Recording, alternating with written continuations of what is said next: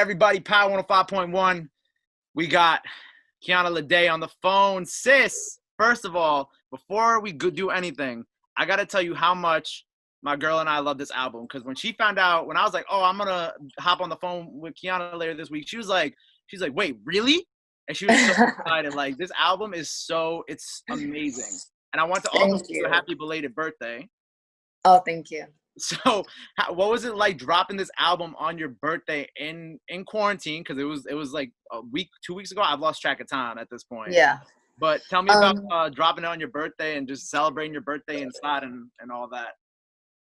It was amazing. Sorry. It was amazing. Honestly, I think considering the circumstance, it was my debut album, so it was a weird way to put my first one out, but I'm actually really grateful that it happened the way it did. It sucks what's happening, but I love that people really get a chance to like zone into the music. They have nothing else to do, literally nothing to distract them from it, so people are really just getting a chance to really sit with it. And I have been getting so much support. I mean, for, like I said, considering the circumstance, this has been like the best experience so far.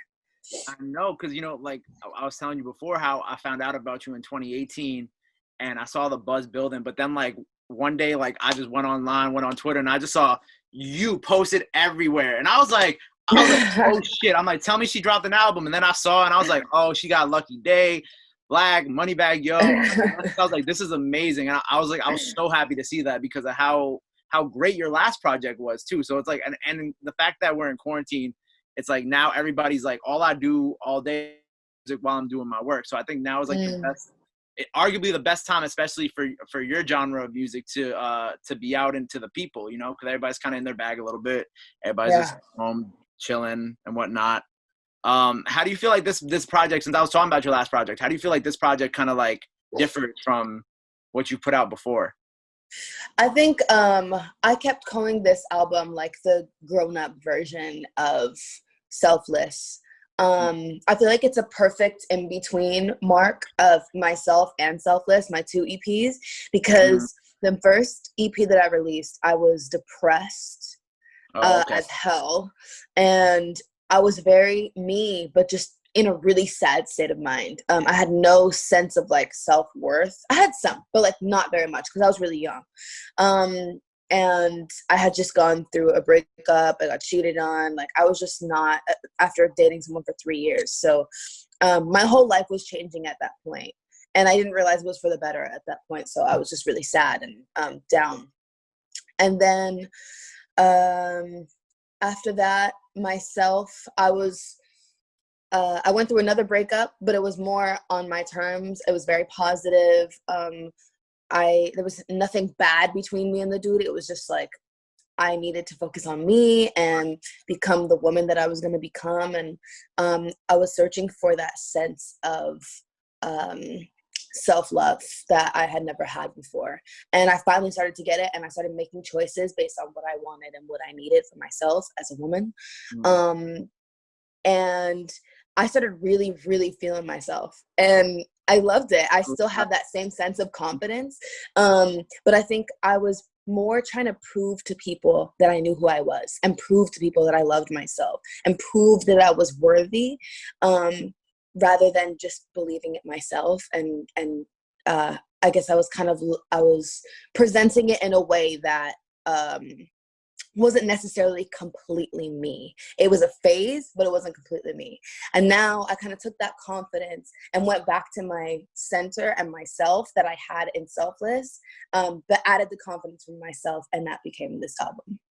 Wow, I feel like that whole explanation was perfect. Like that hasn't said any better. And you could really tell on this album, because I feel like, compared to your last project, I feel like you feel more present on this album. Like you feel like, you're more involved, you're more there, you're a little happier too in some of these songs. And that really got the shine. And I think that, adding the likes of, Moneybag Yo and Black, it like added some different types of tones to the album that really were different from the last album. You know, like what was the decision to like, you know, because Moneybagg Yo is not far away from the type of music that you make, but it's like it's on like a different side of that spectrum. Yeah. So like, what was it like? Because you know, Lucky Day, Black, those all kind of make sense. But what's up with the Moneybagg Yo feature? Because like it was great, but it was like also so like kind of out of left field in terms of like, oh wow, like I didn't think that she would have him on the project. I think for me, like Labels is just the most fun song out of all of them, and I wanted to put somebody really fun on that song, and Moneybagg Yo is fun. And that's it. Yeah, that's it. You guys got to work together on the song, like, or was it just like, I'm gonna send it to you, you send it back? I just sent it to him, and then he sent it back for that song in particular. That was but that was definitely like a great choice because I love how like that song ended up coming about. And I know you've been doing a lot of these, or you've done a few of like these live concerts. So what's it been like? Because I'm sure you have plans to do like a tour, to go out and perform when this album came out. You know, how is, for you at least, because I've had like, you know, I've interviewed other people and they've had different experiences when it comes to these live concerts. For you, how is it different from, you know, how have you been adjusting, I guess, to doing like lives and Instagram lives and all this and whatnot? Yeah, I think the positive thing about, well, let me start with the negative and end with the positive. The negative is that I see what people are thinking all the time. And sometimes I get really in my head, as anybody would. When you're, especially when I go on other people's lives. When I go on my own lives, it's not that bad because people that want to be there are watching. But when I'm going on like other people's accounts, that's when it starts to get a little bit like people just, that their opinions are not warranted, but they really think they are, and they think they're worth something. So they just post and comment. And sometimes I get in my head because I'm like, why? Like, I'm literally just trying to do something good. I'm trying to spread some music, spread some joy, spread some love and some authenticity. And the only thing you want to say is negative, but I'm like, you know what? People are bored. So just let them be bored. And then the positive thing about that is that everyone gets a front row seat. So people that would be typically, you know, in the back because they can't afford like a really good ticket, they all get to see it right on their phones. Right. So that's the good part about it. It's weird because I have like a really weird anxiety with social media. It really freaks me out. Really? I was gonna ask you that too, because I saw in February you posted this thing on Instagram. You know, I did my research. I saw you posted like this group of pictures. One was with Koi, and there were a few other pictures in there. And I read your caption. You talked about like your stress and anxiety with dealing with social media. So I wanted to ask, like, since now we're in a time where all there is, like, 7 p.m., soon as it hits 7 p.m., like 6 IG lives pop up, right? So like, I understand. But how do you feel right now where it's only kind of like about social media and that's the only way we really have to connect with each other? I think it's weird because I literally just posted that, like you said, in February, I think. And then this happened, where we basically live on social media now. So it's really crazy, the timing of it all. But it has been helping me a lot with that anxiety, because I kind of have to push through it every day and just allow myself to be who I am. And it's a good practice for me. And it's part of my job. So I have to get good at it. I have to be better at it. I think my thing is I'm really good at being authentically me outside of my phone. And then once I get on my phone, I start, like, all the fear sets in and I start to like really guard myself. So it's really helping me break down those barriers. It's a good thing overall.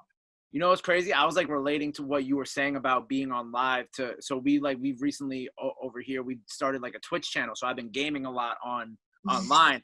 And then what do you play? We've been playing a lot of Call of Duty, Modern Warfare. Yes. My man is literally playing that right now on the couch. Get the hell out. Do you play? Yeah. Okay, so what I'm going to do when this is over, we're going to get you on Twitch one of these nights with us. Because I feel like that would be hilarious, okay? Are you good? I'm not going to make an assumption. Have you seen my Instagram? No, I'm not good. I literally just play for fun. Like, I used to be decent. Like, I've never gotten even 30 kills. Like, I'm not that great. But right now I'm sucking because I'm just starting to get back into it. Because I'm playing a lot of Fallout right now. I love Fallout. And the mechanics are just different, you know? That's what I'm going to blame it on. Got you. So your man's playing it right now. You play it a little bit sometimes. Yeah. We're gonna get you in the game because you know what? I'm not gonna lie. Like, they be crazy in those Twitch streams. Like, I'm trying to compete with some of these pro gamers and they're just out of control. Yeah, I think the amount of times that I think I would be more entertaining than me actually playing the game, because the amount of times that I cuss when I'm playing and how angry I get is really entertaining. That's fine. Yo, Twitch got a mature like content button. You click that and you could curse as much as you want. They won't even at that point. We're gonna work. That's where I belong. Something else I wanted to ask you about to get away from the video game stuff. I wanted to ask you about, because I saw you and Ari Lennox put out the video for Chocolate, and I loved it. And I think it's so interesting how, you know, I've seen Kaylani put out her homemade video for Toxic. I've seen this video now. So how do you go about setting up one of these home like music videos? Because I know it's like over FaceTime, but like obviously like there's different aspects to a video and you want to make sure that you capture it correctly. So how have you been doing like these home music videos? I mean, that one was kind of just like spur of the moment. I just thought, what else are we gonna do? Like we had all these plans to do a bunch of high budget, really cool stuff, and because of the quarantine and the pandemic, we weren't able to do it. And I was just thinking, like, we have to get a video out. People love me and Ari. They love us together. So we have to, you know, put something out where they see us both in the same place. And because we couldn't do that physically, we just decided to do it virtually. And it was funny because we're both we're so outgoing, but it was such a weird experience. Like, I've never shot a music video over FaceTime before. So it was definitely a little awkward, but with us, we were just making fun of ourselves, and it was so fun. No, it looked cool because it felt like, you know, when you do these big budget music videos, it's like, okay, like it's not like unnatural, but obviously like they're like, you know, there's like a set, like, okay, you're gonna do this, you're gonna do this here. But then like over the iPhone video, I felt like both of y'all got to like, you know, goof around, be your natural self, and kind of like show people like, you know, the real side of you that, you know, they don't really get to see too often, on top of the fact that's like, all right, people are doing this like at home now. Like, this is what they're doing. They're probably dancing around, putting on clothes over FaceTime with their friends. So I kind of loved how like you guys were able to touch people in that aspect of like, you know, kind of linking up with your fans. Yeah, I think another way that I look at it too is like, if I was talking about some hot dude, I'd call my friends and talk to them about it over the phone, over FaceTime. We do that all the time. So it's just a really realistic version of a video, I guess. Yeah, no, I love that. So what I've been doing is when I do these interviews, I've been asking artists to kind of like give their advice or send some positive words to those out there that are, you know, obviously stuck at home, whether it be fellow artists, creatives, or just your everyday people. So I guess what words would you have for people at home watching or listening to this and who might be struggling during this time, whether creatively, financially, or just, you know, dealing with their own mental health? That's a really good question. I know that for me, like I'm a person that's struggled with anxiety and depression my whole life. And I'm reading this book right now that's really good, or I'm audio reading it. But it's amazing, and it's called Untethered Soul. And it has, my friend got it from me, my friend LJ got it for me for my birthday. I'm a person that's also really sensitive, and I think that's why I'm very sensitive because I struggle with anxiety and depression. And this book really tells you about how to kind of detach emotionally from a lot of things that are out of your control. I tweeted about it and put it on my Instagram the other day, but one of the quotes from it is everything will be okay once you are okay with everything. And it's just it really opened my eyes to the fact that like life is not inconvenience, it's not struggle, this is all supposed to happen, like it's all life. Right. So by being less pessimistic and less taking life less personally, you can live a happier life. And I'm really just trying to practice that. We're sitting here with our thoughts all day long, so you might as well work on yourself and focus on yourself. And yeah, I would say that maybe reading that, taking a peek. I'll be tweeting a lot of shit from the book because I'm like obsessed with it right now. Doing that, and then also just reaching out to your friends. I mean, everyone is lonely. You're not a burden for reaching out and talking to other people. Everyone, like, no one has shit to do. So you might as well just reach out and have a good conversation, play a couple games or something with your friends. And just remember that this is not the end of the world. Like, I had my first breakdown about everything that's been going on yesterday about like not being able to see people. And I was just thinking, like, it's so hard to think about, like, because we've been doing this for like 2 months now. It's so weird. At this point. yeah, like it's so weird to like, this is what life is right now, and it's hard to see the other side of it and what it's going to look like on the other side. So I think just trying to conceptualize that and picture it in your mind of what life is going to be like when we can go outside again, so that it feels like this is not going to be life forever. That's something that I've been trying to focus on. Man, that is great advice. I think that might be one of the best pieces of advice that anybody I've interviewed over this quarantine has given me. I want to thank you for taking the time out of your day to talk to me about all these amazing things that are going on in your life right now. Let the people know what do they got to look out for? What you got coming up? If you have anything coming up, I know quarantine got things a little messed up, but let the people know what they got to look out for. And yeah. Well, we're working on the deluxe album right now. Okay. So that's exciting. Yeah, that's all I have to say. That's all you have to say? That's it? Yeah, just be ready for more music. Amazing. Thank you so much for chopping it up with me, and KIKI out now. Go get that. Thank you. Have a good day.